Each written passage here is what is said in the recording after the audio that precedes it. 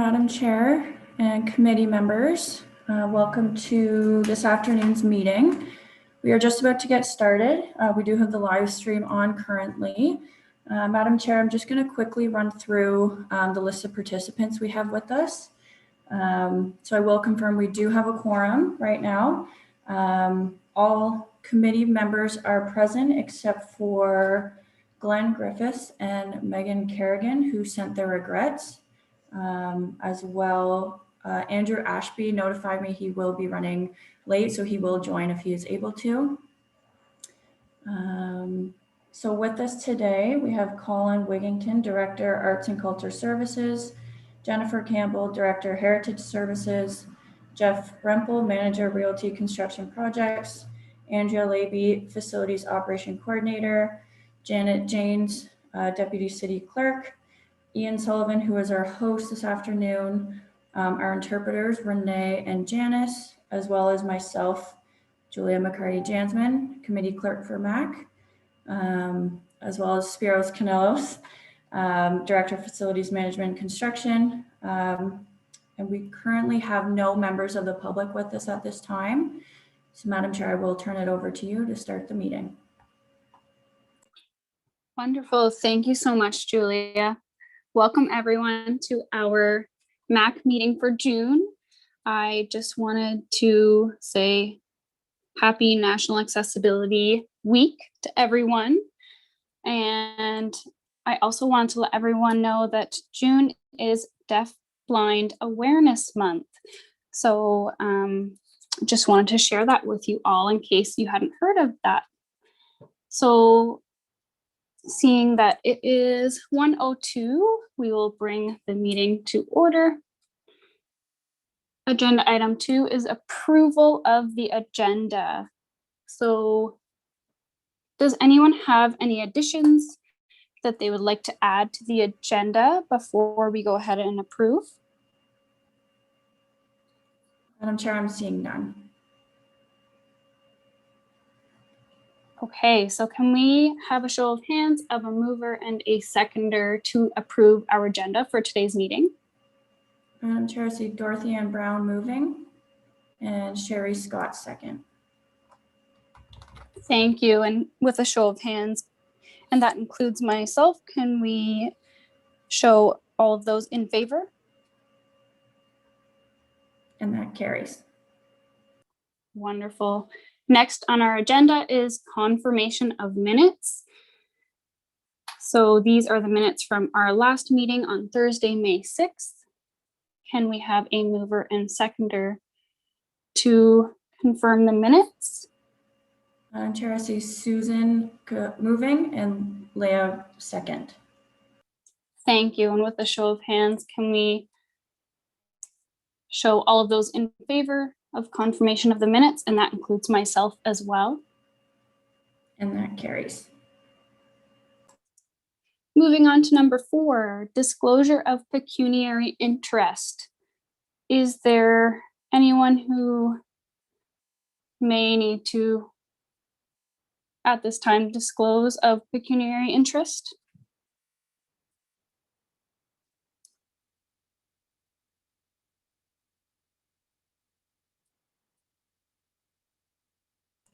Madam Chair, I'm not seeing any. Okay, so moving on to number 5, delegations. I do not see that we have any delegations, so we will move into number 6, which is briefings. So we have Spiros Canelos, Director of Facilities Management and Construction Services, with us to speak to the committee in regard to the Facilities Management and Construction Services MAC update. So the floor is yours, and we'll give you an opportunity to provide us with a presentation, and then we'll leave the 5 minutes or so after for anyone to ask any questions. Good afternoon. We'd like to thank the committee for giving us this opportunity to give you this briefing on various projects and initiatives the Facilities Management and Construction Services have currently underway, and some of the projects and initiatives that will be coming up over the next year. With me today is Jeff Rempel, who's our manager of realty construction services, and Andrea Labie, our ops coordinator. All three of us would be happy to answer any questions after this briefing. Next slide, please. The agenda for our briefing today is we will highlight 2021-2022 construction projects. We'll talk briefly about 2 future construction projects. We'll talk about some continued enhanced maintenance practices and some training that we've done in the last year, which has been limited due to COVID. And then, of course, any questions or comments. Next slide, please.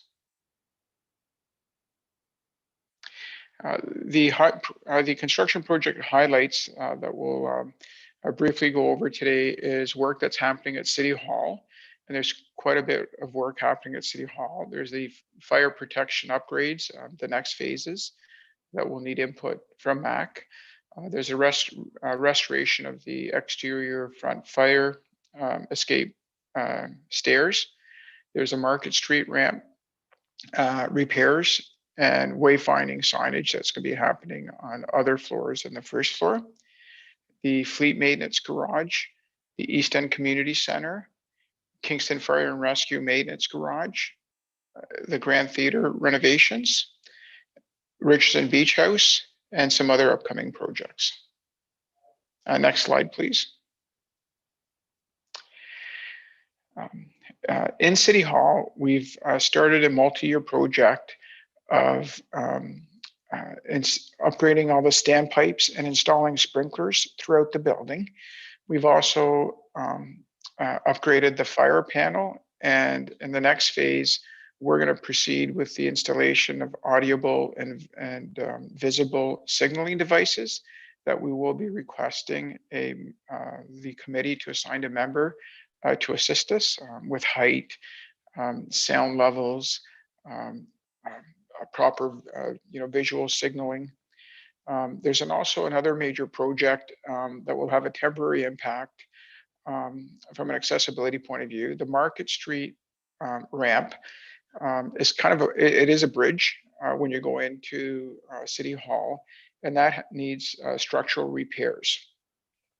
And part of that work will require that that bridge be shut down for about 2 to 3 months, and it's going to be late this fall of this year that this work happens. And we're currently looking at alternative accessible entrances to the ground floor during this anticipated closure. And one of the options that's being considered is coming through the Market Wing entrance that abuts to the Market Square and the ice rink, and amongst many other options that we're considering. And we will be requesting the committee to assign a member to assist us. Currently there's no plans to make any permanent modifications to the ramp that's having the structural repairs done to it. Next slide, please. In City Hall, one of our initial projects going back a few years was enhancing the wayfinding signage that we work with the committee on in City Hall on the first floor. So now we're looking at continuing with the next phases, which is signage throughout the remaining floors and exterior of City Hall. We're looking at tactile lettering where required, contrast lettering, pictograms, and braille on all wall-mounted signs and directories. Next slide, please. Next slide, please. Thank you. The Fleet Maintenance Garage is well underway to being completed. It's slated to be fully completed in October of this year. That project, we worked with the committee and the members assigned to it and there's detectable warning surfaces in this facility. There's color contrasting doors and wall to floor transitions. There's power operated doors, and the accessible washroom has a low, wide seating bench. Next slide, please. The East End Community Center is the facility side of the building. The building itself will be completed in the next 3-4 months. And then there's a significant amount of solar panels being placed on the roof and carports. And the facility will be open to the public by the end of this year. In this facility, there's an accessible appliances and millwork. There's a universal washroom with accessible shower and adult change table. There's tactile surfaces to delineate the running track. There's contrasting finishes on doors and wall floor transitions. And there's also doorless entry into the main washroom facilities. Next slide, please. The Kingston Fire and Rescue Maintenance Garage, it's being completed in about 2 weeks. Some features of this facility is that it has equitable accommodations. There's multiple washrooms and change rooms. There's an accessible kitchenette and washroom. There's an accessible door hardware and light switches. There's power door operators and tactile warning surfaces. And there's an accessible parking lot and entrance sidewalk. Next slide, please. There's Grand Theater renovations just starting, and we will be requesting a member or the committee to assign a member to assist us with these. They're mostly aesthetic renovations, being painting and some carpet replacement. There'll be color contrasting flooring. There will be tactile warning surfaces on the top of all stairs. There'll be contrasting non-slip nosing on the stair treads. There'll be a color contrast between the public doors and walls. And we're also looking in a certain area of enhancing lighting for improved visibility. Next slide, please. The Richardson Beach House renovation, that work is anticipated to either start very late this year or first thing in the spring. And accessibility enhancements is a significant part of the scope of this project. So it will have fully accessible washrooms and changing facilities with an adult change table, 2 accessible washroom stalls, and 2 accessible change stalls. There'll be increased corridor widths, doorless entry, and contrasting finishes on doors and wall and floor transitions. Next slide, please. Some other up and coming projects. There will be renovations to Memorial Hall. And for all these renovations at City Hall, we'll also be asking a MAC rep to assist us. The renovations to Memorial Hall are mostly aesthetic again, with painting of the walls and replacing flooring.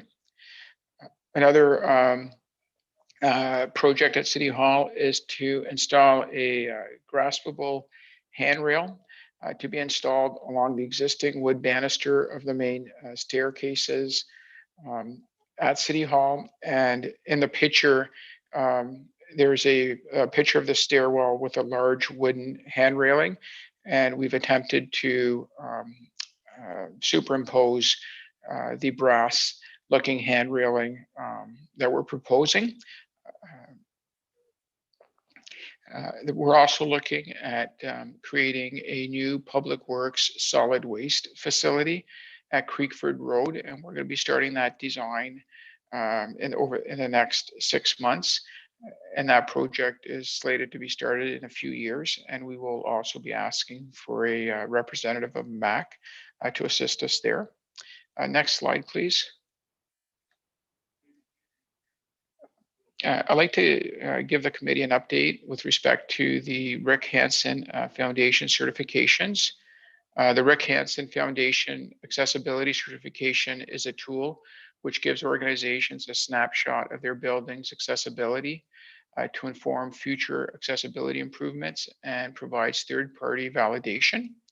Kingston was selected as an eligible municipality, and we submitted applications and they were accepted for certifications for the Rideau Heights Community Center and the East End Community Center.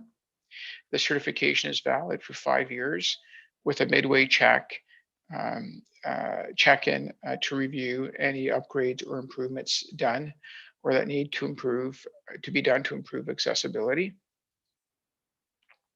Next slide, please. Staff training. This year, our staff training program last year and also this year was reduced due to COVID. Our administrative assistant underwent accessible documents training, and various topics were covered. We're hoping to ramp up again our learning and development opportunities in the third and fourth quarter, depending how COVID restrictions impact this training. Next slide, please. We'd like to thank you for giving us this opportunity for this briefing, and we'd be happy to answer any questions you might have. And thank you. Thank you so much for the update. It's Caitlin here.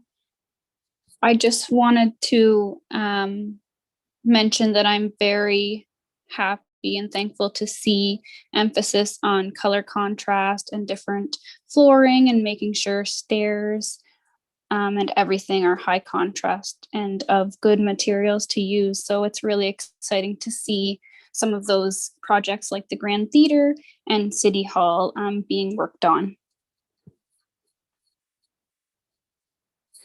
Does anyone else have any questions from the committee?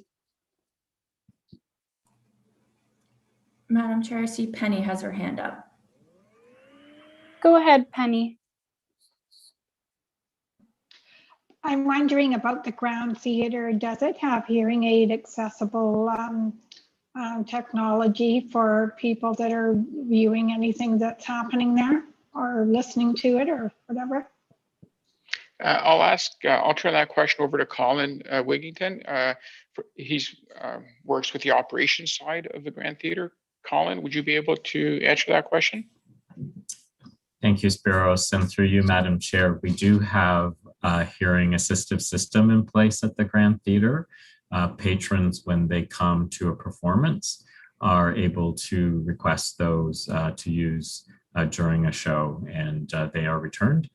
We are looking at other options for future developments to improve that system as well.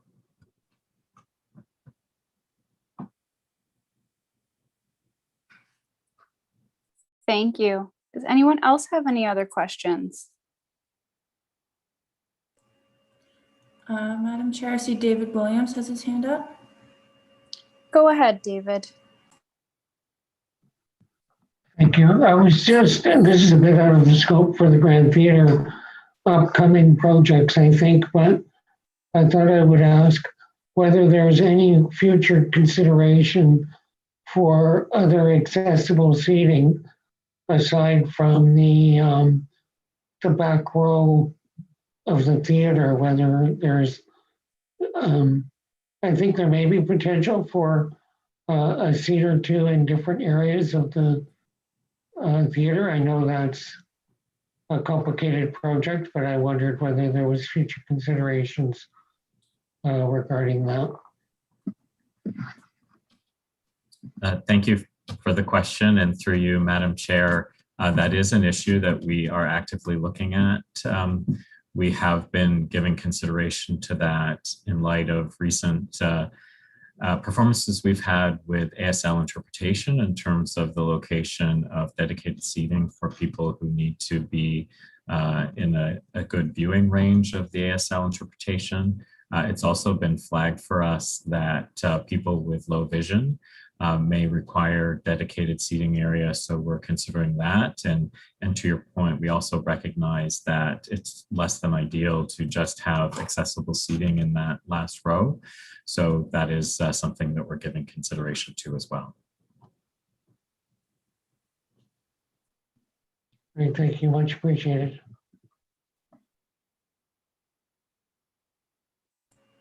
Does anyone else have any questions for Spiros and his team before we move on to our next briefing? Madam Chair, I see Councillor Neal had his hand up. Go ahead, Councillor Neal. Thank you. Just very quickly, I'm just curious. I know that whenever there's facility enhancements or work being done, it comes through this committee and we have people assigned, and that's a great program. I'm just curious, is there every so many years an opportunity to look at facilities that perhaps haven't gone through any major renovations or that? I was thinking of the Grand Theatre. If we go several years without anything happening at the Grand Theatre, does the committee still have some input on that? So that's probably a question for Spiros, I don't think. Thank you. Thank you. Through Madam Chair, yes, there is. When we do our regular our asset management plans, planning, and even just day-to-day operations and maintenance, we're always looking at ways that we can enhance accessibility and also look at sustainability of reducing our greenhouse gas emissions. So if we do a project, for example, at the Grand Theatre right now, we're looking at some areas that were identified with low lighting levels. We're looking at those low lighting levels from an accessibility point of view, but also we're incorporating the energy efficiency side. And the same thing that we do is if we're increasing, looking at light fixtures, for example, from an energy efficiency point of view, we also take that opportunity if there's an identified issue from low light levels from an accessibility point of view. So we do. There is a program like specifically that will audit buildings every 5 years, but any issues or items that are identified through staff or through members of the public, we do consider that in our long-term asset management planning and capital planning programs. Thank you.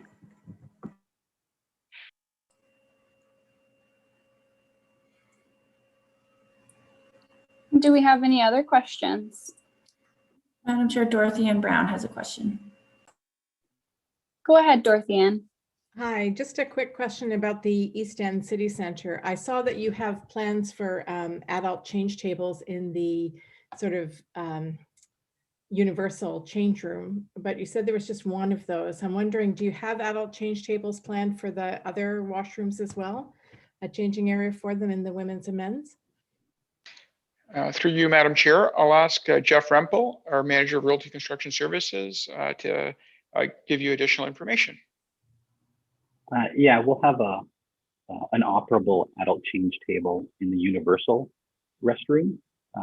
And then we have barrier-free washroom stalls in either of the two genders, but they're also accessible change rooms with platforms. I'm sorry, I'm not quite sure I understand. So if you had someone that needed the adult change table and that one washroom was closed, there is a way to change people in the other washrooms? Yes, there are accessible change rooms in the washrooms for just changing, and they have a platform that could be used for that, yes. Okay, that's what I wanted to check. Thank you.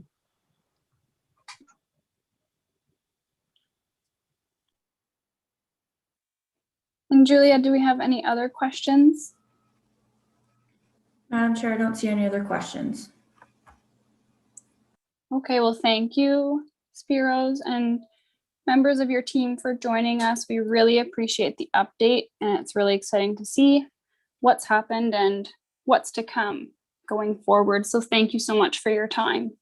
We'd like to thank the committee for all the support you give us in return on all our projects and the advice you give us too. So thank you.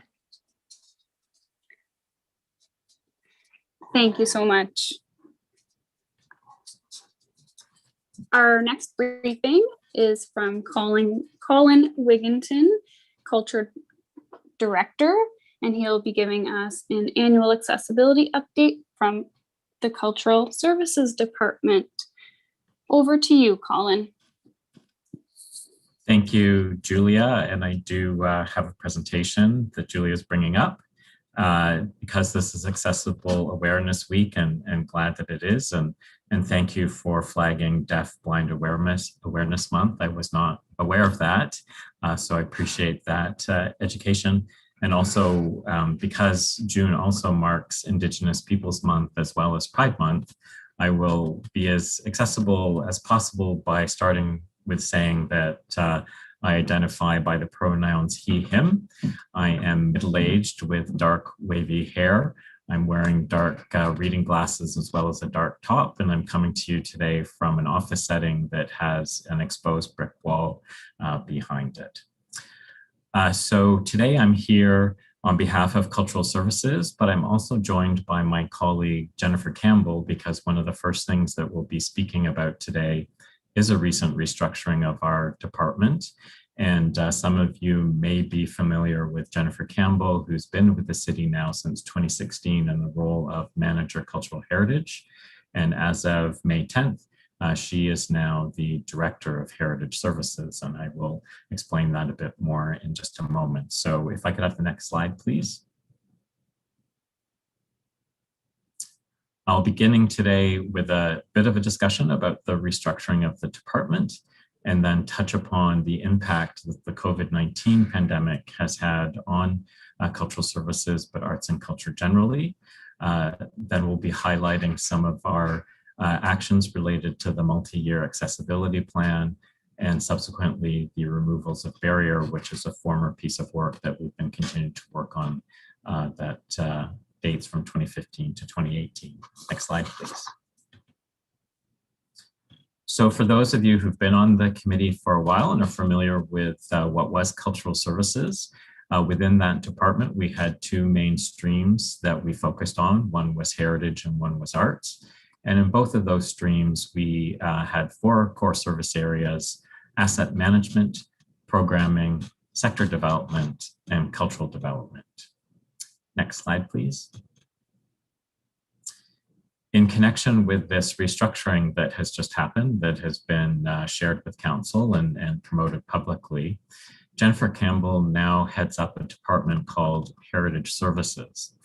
And what that means is that she now oversees what she already had responsibility for in terms of heritage programming, museums, operations and collections, and also Indigenous initiatives. But in this restructuring, Jennifer is also now responsible for the built heritage portfolio.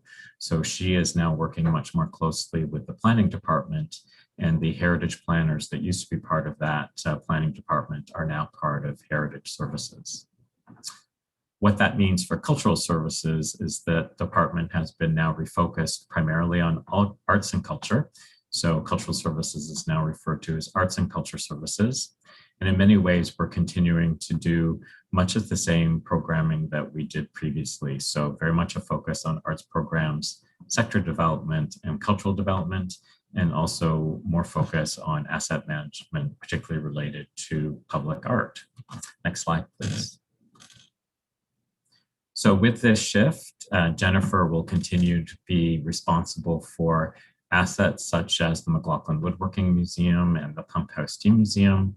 And I, within Arts and Cultural Services, will continue to be responsible for facilities like the Grand Theatre and the TED Center. I will note that in relation to the Grand Theatre and the information that Spiros Kanellis was sharing just previously, the work that's being done at this time is not major in the sense of renovations. It is aesthetics mostly, as Spiros Kanellis has referenced, and it's actually tied to planned rebrand of the Grand Theatre that was meant to be rolled out prior to the pandemic, but has been put on hold temporarily until that facility can reopen. Next slide, please. Again, just in terms of understanding the division, we are jointly responsible, Jennifer and I, for aspects of the civic collection that the city manages. On the heritage side, it's more obviously things like public monuments and statuary.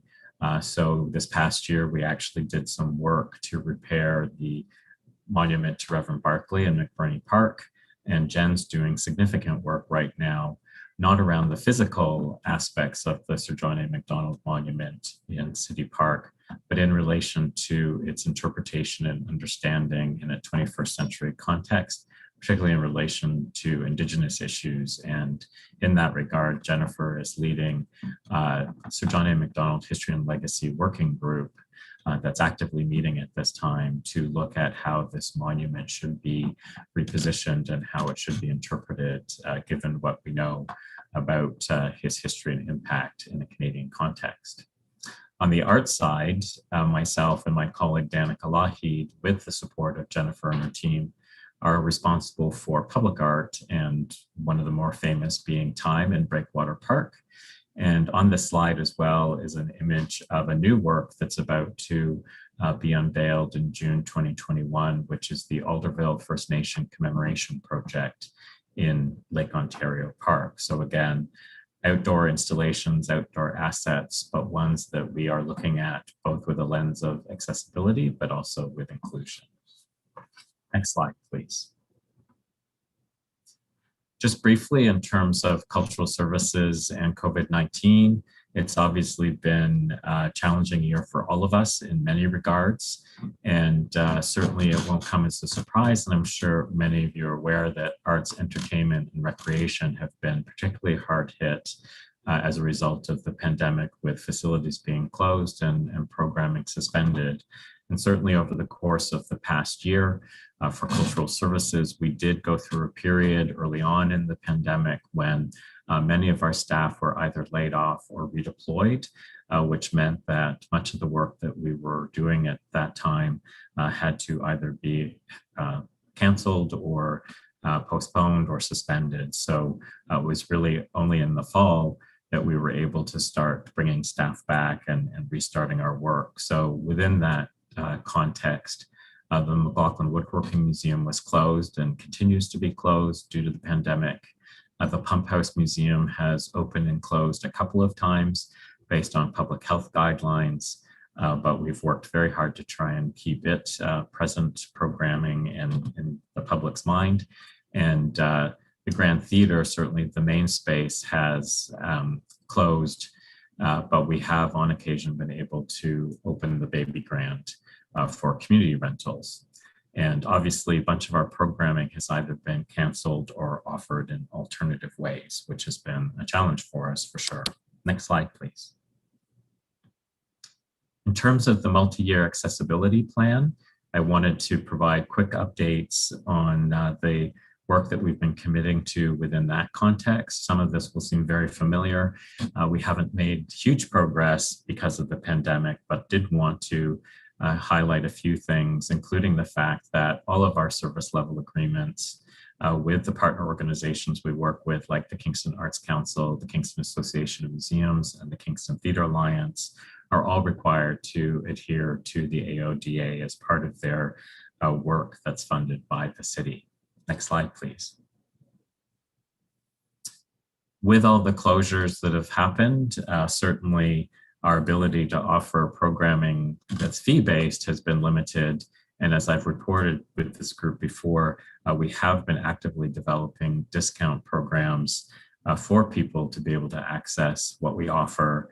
And what's been interesting as a result of COVID-19 is that the shift to more online delivery has actually increased accessibility, with much of the program being free or accessible through platforms such as YouTube and others. Next slide, please.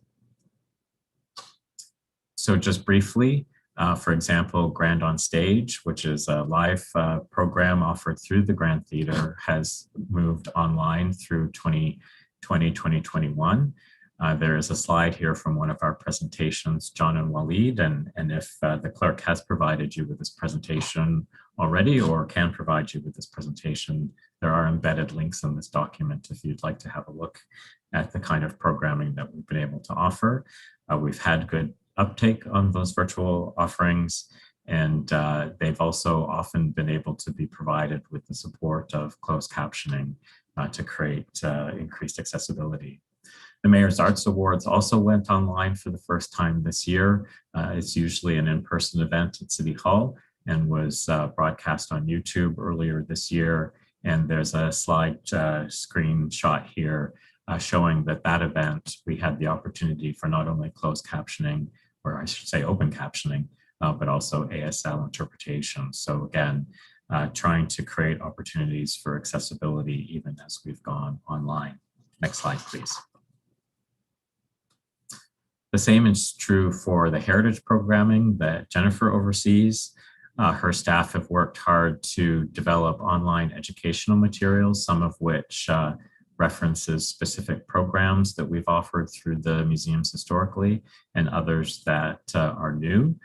Some of it is directed to families so that parents can work with their children to engage in culturally specific programming at home that they initiate, and other offerings are for educators and can be done with their students either online or in the classroom. And I believe that we recently piloted some virtual field trips to the museums, which has been a new endeavor for us. And certainly at the end of this presentation, if you want to ask questions, please do so. A big project that we completed in 2020, 2021 is the renovation to the market wing in City Hall. There's an image on the slide of the new installation there. This was actually formerly the offices of cultural services that has now been opened up with the support of the facilities group and transformed into a cultural space for exhibitions and programs. Unfortunately, due to the pandemic, we've had very limited opportunities to open that space, but it hopefully will return to public hours later in the summer in alignment with what the provincial guidelines allow. And like with any of our exhibitions, we have worked hard to include both English and French and to make the text and content available in other formats as needed. Next slide, please. And on that point, and we've reported on this before, Jennifer and her team have been working on various initiatives to improve accessibility with heritage-related exhibitions and programs, some of which are identified here on the slide. Our partnership with the CNIB is currently on hold, but it's one that we would hope to return to as circumstances allow. Next slide, please. And again, just reminding the group, and you've seen this slide before, about the work we've done to improve the accessibility information on our facility websites, both in terms of visiting the facilities, but also in relation to programming and the creation of virtual tours. Next slide, please. And in spite of the pandemic, we have been working on the delivery of some of our longstanding public art programs or projects. So as I previously mentioned, we will be unveiling shortly the Alderville First Nation Commemoration project in Lake Ontario Park. This week, we've just installed a new work in Victoria Park. And my colleague, Danica Lougheed, has previously worked with members of this committee, I believe Caitlin and Leah, on some of the issues around on-site signage. Many delays, but that signage is going in, and I know that Danica is looking forward to being able to resume collaboration with the public art project team from MAC as we continue to evolve the public art portfolio. Next slide, please. Again, you've seen this before, just making you aware again that interesting how accessibility initiatives like the online tour of City Hall has found new life as a result of the COVID-19 pandemic. It is something that's readily available through the city website and can offer an experience of the building even while it's closed. And I also wanted to highlight, and I think this has been mentioned before, that when our facilities like the pump house are open, we've also been adding elements such as social stories and sensory-friendly maps in relation to the facility to help people with planning for their visits. Next slide, please. Quickly, the last couple of points that I wanted to touch on are two items that are holdovers from the 2015-2018 plan, removal of barriers. One is the city funding program for arts and heritage. So this is the City of Kingston Arts Fund as well as the City of Kingston Heritage Fund. Our desire to review these programs has continually been delayed, but again, another opportunity has opened up with the pandemic that we hope to be able to launch this review in 2021 with a particular focus on how the city can leverage its arts and heritage funding programs to support economic recovery as well as long-term sustainability. Next slide, please. And this is the final major slide. Previous to this meeting, I've provided updates about a project that we've been working on, which is to look at accessibility issues related to the performance spaces at the Grand Theatre. Leah Riddell and Chloe Godin-Jakes, who was formerly part of this committee, have been working with us on that. Leah may be thinking, oh, that was a long time ago. We did meet with her back in August, along with some other stakeholders to gather information. Again, this is a project that's been impacted by COVID-19, but we are moving towards the final stages of developing some conceptual plans that look at how we can make both the main stage and the Regina Rosen Auditorium, as well as the Baby Grand Black Box space, more readily accessible, particularly for performers, and that's in relation to backstage spaces. I will tell you right now, it's proving to be challenging because the Grand Theatre is a 19th century facility and also has a very finite footprint that it sits on. But we've been working with Plus VG architects along with designable environments to look at what might be possible. And I look forward to being able to provide more in-depth information about that at a future date as this work gets completed. So last slide is questions and discussions. And so Jennifer and I are both happy to answer any questions you might have at this time. Thank you, Colin and Jennifer, for all of the information in your presentation. That's great. Does anyone have any questions for Colin or Jennifer about anything in the presentation?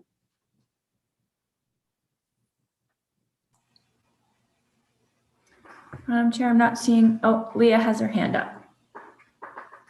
Go ahead, Leah.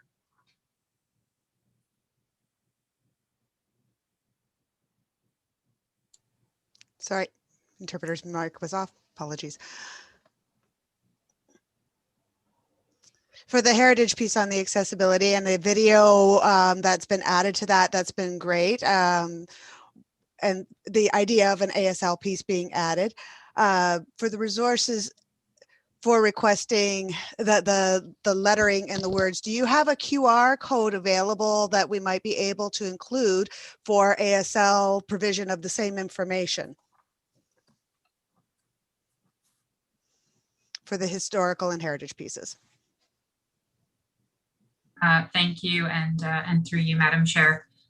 We have used historically QR codes as part of our interpretive elements. We had moved away from them as they had fallen somewhat out of common use, but we do see that they're being used again.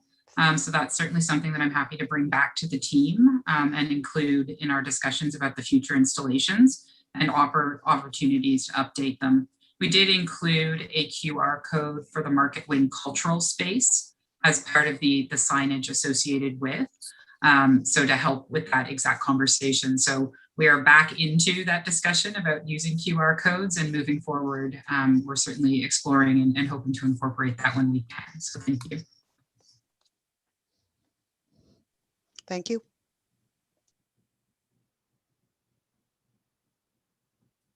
Do we have any other questions? Madam Chair, I see Councillor Neal has his hand up. The floor is yours, Councillor Neal. Thank you. A couple of questions, and it'll be deja vu because I understand I have an Arts Advisory Committee meeting next week, so I'll probably bring this up again. But I know increasingly, for instance, hockey in Montreal, hockey in Winnipeg, they created a system through public health whereby people who were fully vaccinated had access to that. Have you explored with KFL&A Public Health the opportunity, perhaps as more and more of us get vaccinated, to encourage live performances with proof of vaccination? Thank you for the question, Councillor Neal, and through you, Madam Chair. Certainly, we are in regular contact with all of our colleagues across various performing arts groups and organizations. We're certainly tracking those kinds of discussions. Obviously, at this point, Councillor Neal, we're not seeing any direction from the provincial government regarding the double vaccination and what that means for access. That's certainly something that appears to be emerging as a potential requirement. What I can share at this point is that the performing arts sector has launched a campaign and are advocating to the provincial government mechanisms that would allow for live performance to come back online. So I would suspect, and it's being shared with me, that the hope is that there might be some sort of formula situation that gets devised that accounts for the number of people allowable within a space, given its square footage or number of seats. And I would anticipate that any criteria that gets developed in conjunction with that would identify other requirements such as physical distancing, mask wearing, and vaccination thresholds. So definitely are tracking that information and hope to be able to see some progress on that in the coming months. Great. I appreciate that. I've been watching Soul Pepper's Around the World in 80 Plays series, which I thought was really, really creative. And perhaps there's an opportunity when we get back to performances, even in the Baby Grand, to give them an opportunity to videotape and make it available online. We are developing the streaming capacity. As I mentioned in our presentation, the virtual Grand on Stage is something we've been able to present working in partnership with Viva Productions, so obviously being broadcast online. And we're just awaiting, we did receive a grant to outfit the Grand Theatre with the equipment required for live streaming. So we anticipate that not only will that be something that helps us continue to deliver content during the pandemic, but will likely become a facet of live performance presentation going forward. Excellent. And we'll talk about this again next week. Thank you. Thank you very much. Thanks, Councillor Neal. Are there any other questions for Colin and Jennifer? Madam Chair, I don't see any other hands. All right, thanks, Julia. Well, thank you again so much, Colin and Jennifer, for joining us to provide us with your update from the Cultural Services Department. Thank you. Okay, so we will move on to item 7, business, which is the Facilities Management and Construction Service update that we just heard from Spiros and the team. Does anybody have any additional questions or comments about this update? If there are none from the members of the committee, are there any members of the public joining us?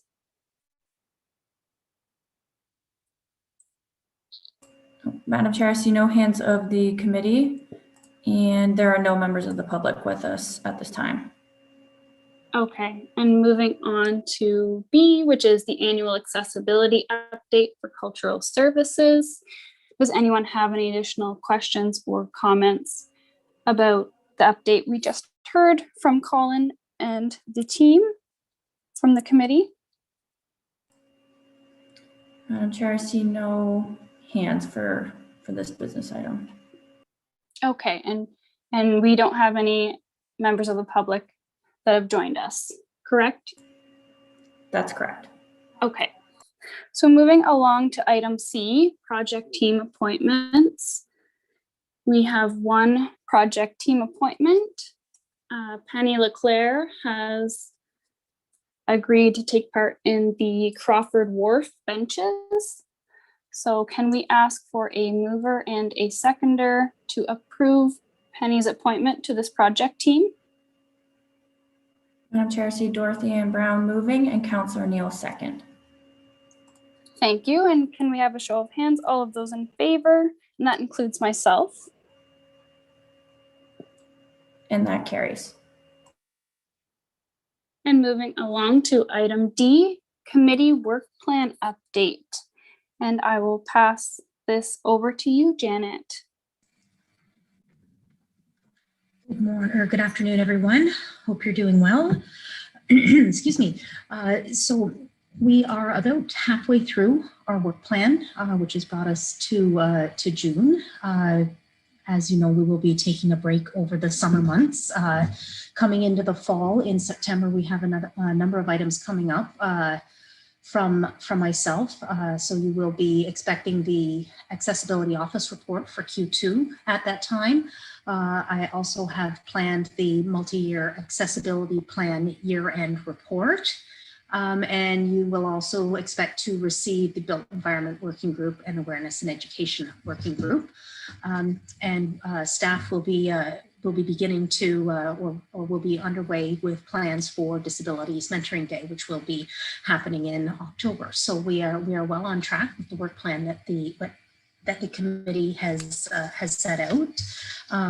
As was mentioned at the beginning of this meeting by Madam Chair, excuse me, this is National Accessibility Awareness Week.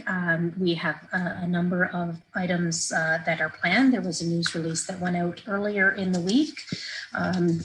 We did have to sort of shift gears with our plans because of the shutdown with the pandemic, but we did prepare 2 videos featuring Kingston assets. They're animated videos with voiceover and picture-in-picture ASL interpretation.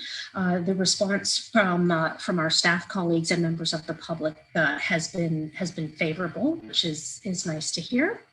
And I'm happy to take any questions that you have. Thank you. Thank you, Janet. Does anyone have any questions? Madam Chair, I see no questions. Okay, thank you, Julia. Do we need to vote on this, or are we okay to move on to motions? We can move on to motions.